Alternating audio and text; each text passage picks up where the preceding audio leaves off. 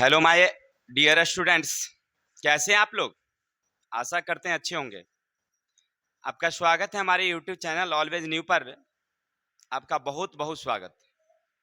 अगर आप हमारी वीडियो देख रहे हैं तो मेन काम क्या होता है समझ ही रहे हैं, लाइक और सब्सक्राइब कर देना है। और हम लोग पिछला वीडियो यानी आज हम लोग पढ़ेंगे क्लास 9th का जो सेकेंड लेसन है गति फिजिक्स का, उसका पार्ट 2 देखेंगे। अगर पार्ट 1 आप नहीं देखे हैं तो पहले हमारे चैनल पर जाइए और पार्ट 1 देखिए, तब आपको पार्ट 2 समझ में आएगी। क्लियर। ज्यादा समय नहीं लेंगे, हम लोग चलते हैं अपने वीडियो की तरफ। हमने पिछले पार्ट में यानी पिछले वीडियो में हमने पढ़ा था सबसे पहले कि विराम किसे कहते हैं। अगर आपसे कोई पूछे कि सर विराम क्या है तो आप क्या बताएंगे? तब बताएंगे कि विराम का मतलब होता है रुका रहना, यानी वस्तु के स्थिति में जब कोई बदलाव ना हो। कोई वस्तु है और उसके सापेक्ष हम तुलना करते हैं तो देखते हैं कि जब वस्तु की स्थिति में कोई बदलाव ना हो तो उसको कहते हैं विराम। फिर हमने पढ़ा था गति के बारे में कि अगर वस्तु की अपेक्षा दूसरे वस्तु में परिवर्तन हो, उसमें बदलाव हो, स्थिति में कोई ना कोई अंतर दिखाई पड़ रहा हो तो उसे कहते हैं हम लोग गति। गति हमने पढ़ा था कितने प्रकार का? 4 प्रकार का। रैखिक गति, वृत्तीय, दोलनीय और आवर्ती गति। क्लियर। फिर आगे पढ़े थे हम लोग विस्थापन और तय की गई दूरी के बारे में, और सदिश और अदिश राशि के बारे में। इन सब का हमने विस्तार से चर्चा किया था, फुल्ली डिस्टेंस मतलब उसका एक्सप्लेनेशन हुआ। आज हम लोग पढ़ेंगे, सबसे पहले हमें पढ़ना क्या है तो याद रखेंगे औसत चाल। लेकिन औसत चाल से पहले हम पढ़ेंगे चाल। चाल क्या है? किसी वस्तु द्वारा एक छोटे समय अंतराल में जो तय की गई दूरी है, इसी के अनुपात को कहते हैं हम लोग चाल। अब कहेगा सर समझे नहीं, इसको हम अपने हिसाब से समझते हैं कि मान लीजिए आप एक दूरी तय करते हैं। जैसे समस्तीपुर आप गए हैं अभी, समस्तीपुर जिसकी दूरी है 20 किलोमीटर। कितना है? और जाने में आपको समय लगा है 30 मिनट का। कितना का? 30 मिनट का। क्लियर।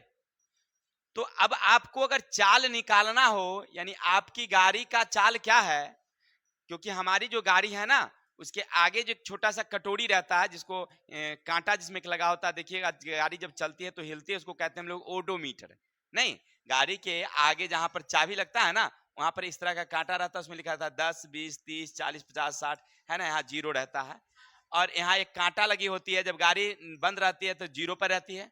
जैसे बढ़ाते हैं तो 5 10 20 50 ऐसे करके। नहीं, और जो तूफानी मेल होता है देखे होंगे, नहीं बस उठाया पूरा तो वो कितना पर चला जाता है? 120 180। लेकिन ऐसा गाड़ी नहीं चलाना चाहिए, वो खतरनाक हो जाता है। नहीं हो जाता है कभी अचानक कोई आ जाता है तो क्या हम भी शुरुआत में ना, शुरुआत में पहली बार जब हम गाड़ी लिए थे चलाए तो एक्सप्रेस में चला रहे थे, आज सामने में टाटा एक आ गया, सामने में फटाक से अचानक मैंने टर्न लिया वो।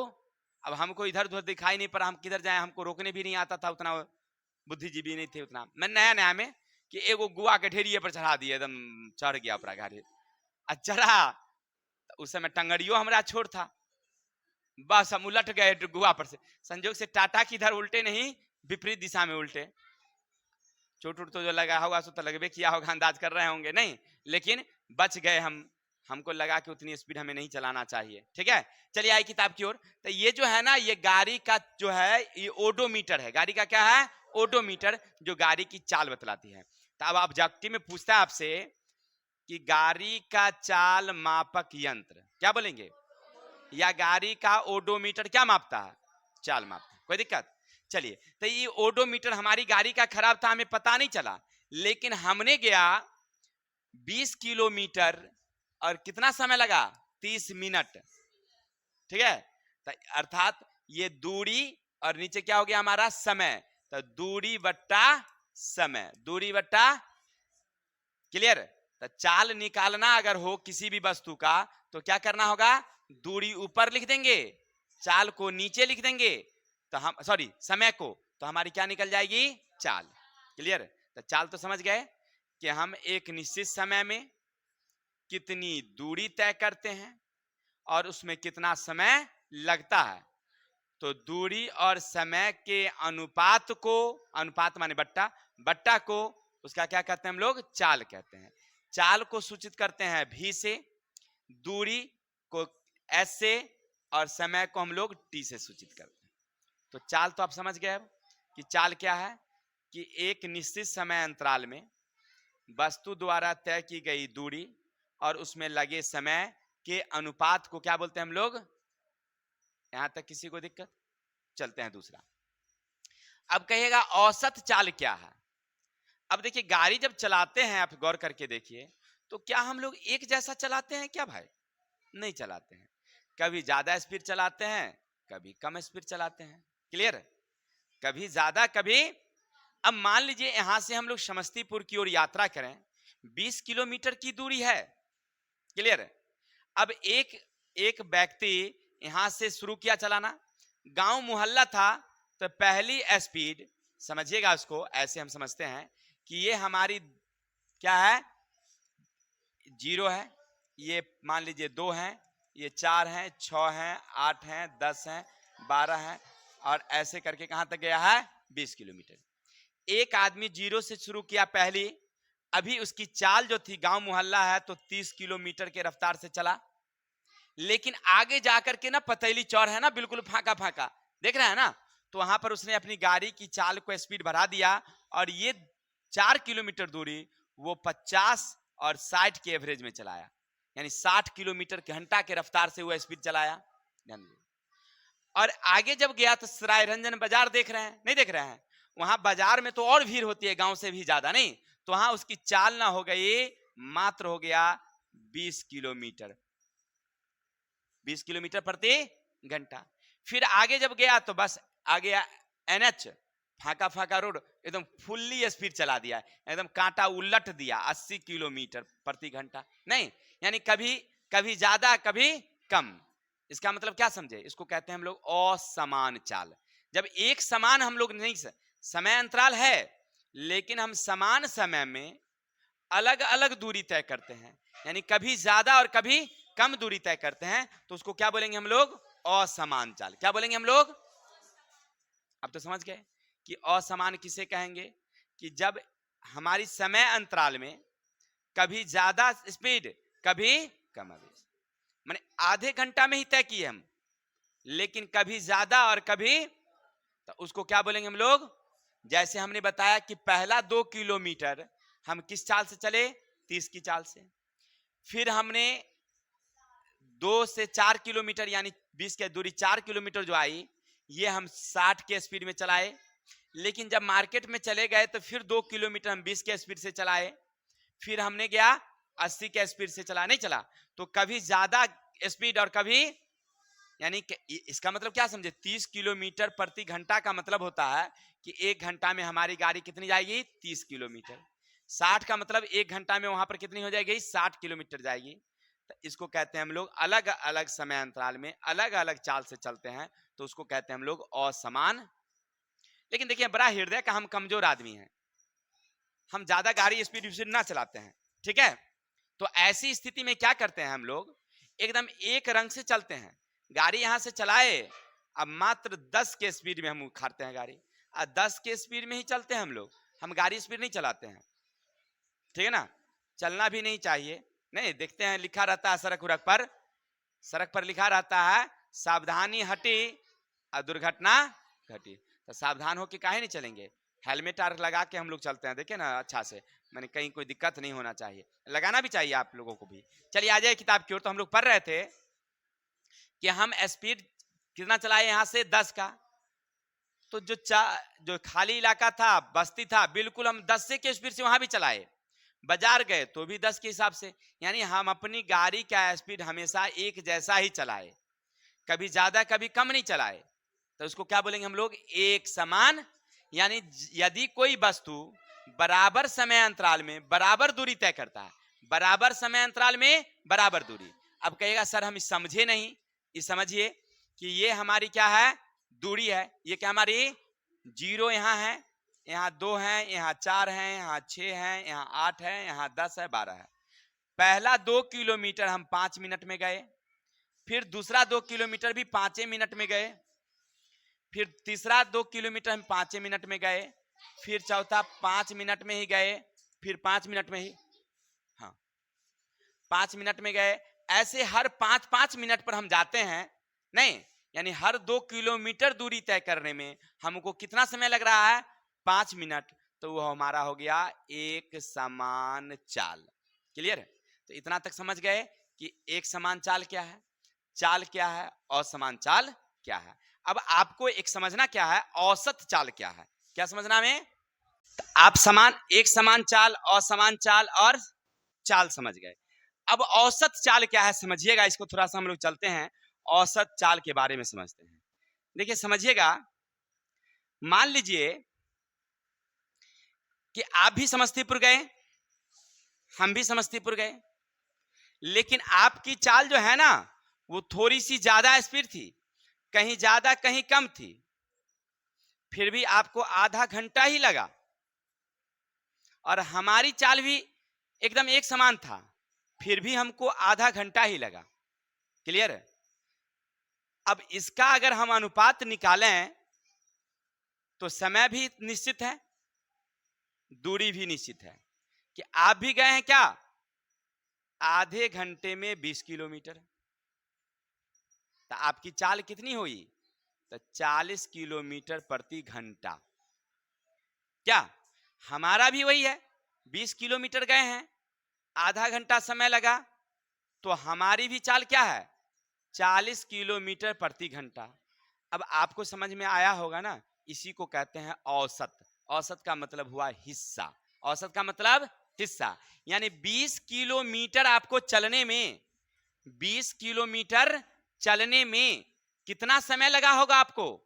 30 मिनट का समय लगा।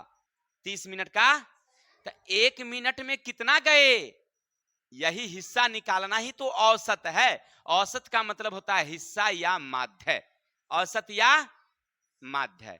इसका मतलब आप समझ रहे हैं कि 30 मिनट में गए हम, 30 मिनट में कितना गए हम लोग? 30 मिनट में हम लोग कितना गए हैं? 20 किलोमीटर। कितना गए? 20 किलोमीटर। तो इसका मतलब है कि 1 घंटा अगर हमको समय मिलेगा तो हम कितना चले जाएंगे? 40 किलोमीटर चले जाएंगे। ठीक है? तो औसत का मतलब क्या समझे आप लोग? हिस्सा।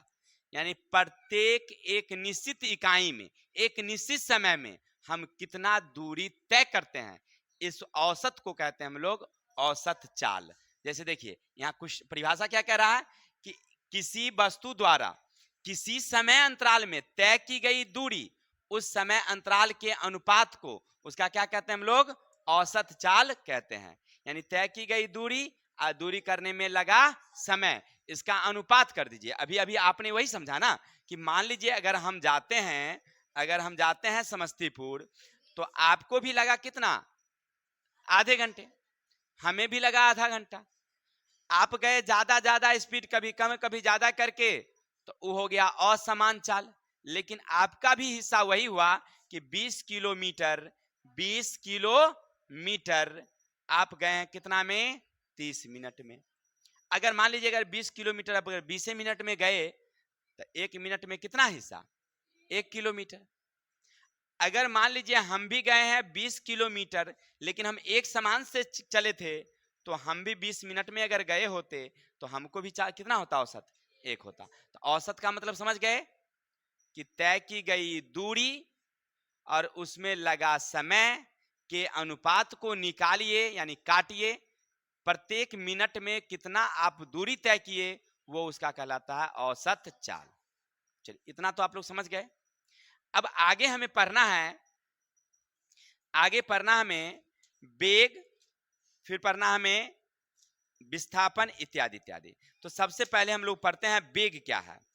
अब वेग का मतलब ये समझिएगा, बेंग नहीं, ठीक है ना।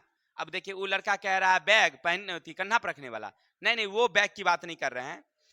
वेग वस्तु का वह राशि है, वेग याद रखेंगे, वेग वस्तु का वह राशि है जो वस्तु की चाल और गति की दिशा बतलाती।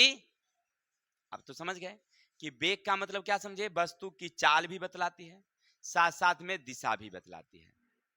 अब आप समझिए, पहले हमको ये बताएं कि अगर चाल है तो परिणाम है, और दिशा है तो इसका मतलब दोनों साथ साथ है, नहीं, परिणाम और दिशा, तो वो सदिश होगा कि अदिश? क्या होगा बताइए? पहला हमने बताया था अ माने नहीं, दिशा माने दिशा, दिशा नहीं हो तो अदिश, लेकिन यहां तो दिशा है, तो क्या होगा? वो सदिश होगा। क्लियर? तो ये तो समझ गए कि वेग कौन सा राशि, ठीक है ना? तो वेग सदिश राशि है जिसमें चाल और दिशा दोनों बतलाती है। अब समझिए, मान लीजिए आप गाड़ी से चले, 20 किलोमीटर दूरी तय किए, ये तो आपकी चाल है, ये आपकी चाल है कि आप 20 मिनट में 20 किलोमीटर दूरी तय किए, ये आपकी क्या निकल गई? चाल। लेकिन किस दिशा में? उत्तर दिशा, पूरब दिशा, पश्चिम दिशा, अगर ये बतलाए तो वह क्या कहलाएगा? उसका वेग। तब क्या कहलाएगा? वेग। क्लियर? यानी वेग जो होती है वह किसी वस्तु के क्या बतलाती है? चाल और दिशा। तब कोई पूछे आपसे वेग किसे कहते हैं, तो समझ गए ना? वेग क्या मतलब? दिशा और चाल बतलाती है, तो उसे कहते हैं हम लोग वेग। कोई दिक्कत? अब चलते हैं, वेग और चाल दोनों हम लोग पढ़ते हैं। वेग का मतलब होता है विस्थापन बट्टे समय। याद रखेंगे, अगर आपसे कोई पूछे कि वेग का मतलब क्या होता है, तो क्या बताएंगे हम लोग? विस्थापन बट्टे समय। अब कहेगा सर विस्थापन क्या है? तो कल हमने बताया था कि मूल बिंदु से जितनी दूर हम होते हैं, मूल बिंदु से जितनी दूर हम होते हैं, वो क्या कहलाता है हमारा? और समय क्या है? तो उसमें तय करने में जितना हमें समय लगता है, अगर दोनों का अनुपात कर दें तो क्या निकल जाएगा हमारा? वेग। यानी वेग विस्थापन को सूचित करते हैं हम लोग एस से या ए से भी सूचित करते हैं, और समय को करते हैं हम लोग, अर्थात वेग जो है वह हमारा क्या होगा? v बराबर एस बाई टी। v बराबर क्या हो जाएगा हमारा? S by T. कोई दिक्कत? तब वेग हमारा क्या निकल गया? v बराबर एस बाई टी। याद रखेंगे, आगे हमें जरूरत पड़ती है वेग बराबर एस बाई टी की जरूरत होगी। क्लियर? अगर आप ऐसे भी निकाल सकते हैं, बट्टा में कुछ नहीं तो क्या निकालेंगे? ऐसे ऐसे, एस बराबर क्या हो गया? v बाई टी भी हो जाएगा, नहीं हो जाएगा? लेकिन हमें निकालना वेग है, इसीलिए वेग बराबर एस बाई टी। कोई दिक्कत? चलिए, तो आप क्या समझे कि वेग यानी भी, एस विस्थापन, समय टी। किसी को कोई डाउट? चलिए, तो हम लोग पढ़ रहे थे अभी तक वेग और विस्थापन, चाल भी पढ़ लिए। आगे चलते हैं हम लोग।